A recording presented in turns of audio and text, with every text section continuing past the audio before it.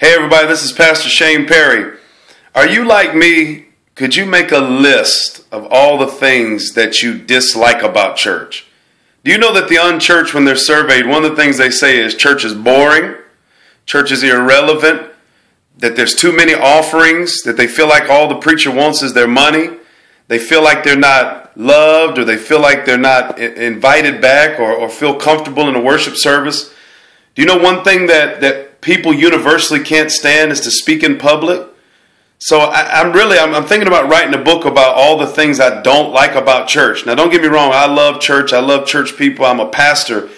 But I made up in my mind to found a church that would change the way we do church. And I'm not the only one. There's plenty of pastors that are doing this. But we're approaching church from a different perspective. First of all, I have a core group of believers that are with me. And I'm thankful for them and people who have followed my ministry.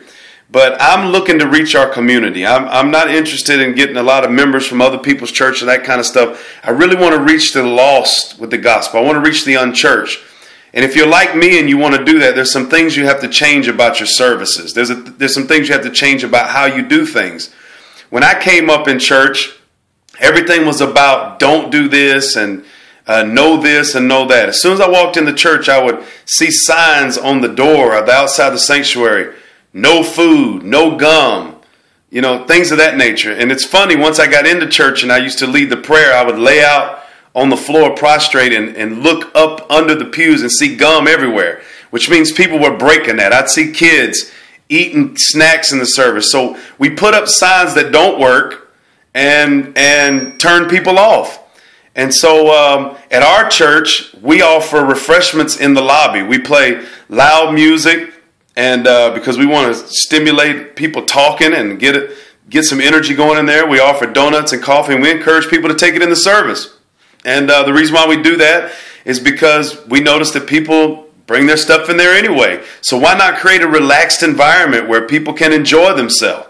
And I know everybody's not going to agree with this, and that's fine. The other thing is, why do we have the angry usher and the angry greeter? I was in a large service the other day, and the head usher looked like the maddest person I've ever seen in my life. I mean, she looked like she'd been chewing on gunpowder. Why is that the person that's greeting people that walk in the door? And if you notice, I noticed that when this person would see their friend or somebody they know, they were so nice to them, they gave them the choicest seats. But when a visitor would come in, they acted like they didn't know them and they were cold and they put them in bad seating. Why do we do that? I have reserved parking for our guests. VIP parking for all our guests. I have people at the parking lot all the way to the door that will guide guests into the service, that will treat them with love. I tell them, touch these people, hug these people, love on them. This may be the only love they get.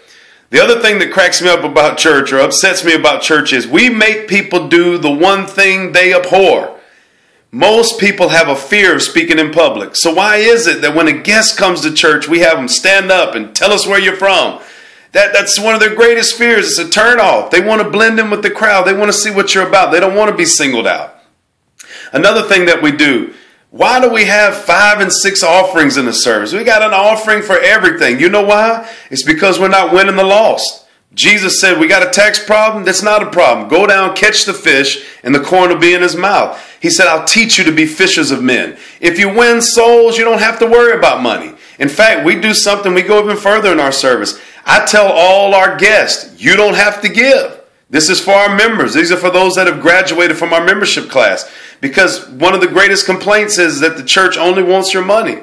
Look, I don't only want your money. I want to change your life. I don't want your money. I want to change your life. And when we disciple you, you'll learn the benefits of tithe and offering. Our tithe and offering lasts literally 2 minutes in our service. And we have tremendous givers because we teach them about the Word of God and they respond. So just some things I want to share with you. And I'm just praying that we'll start looking at things a little bit differently and seek the lost. It's a saying we always say in evangelism, reach the lost at any cost, but yet we don't want to give up our traditions in order to reach that group. Jesus said, you make the word of God of none effect by your tradition. Let's not be the Pharisees and the Sadducees. Let's do some things different. Let's incorporate different styles of worship. Let's empower different cultures within our church.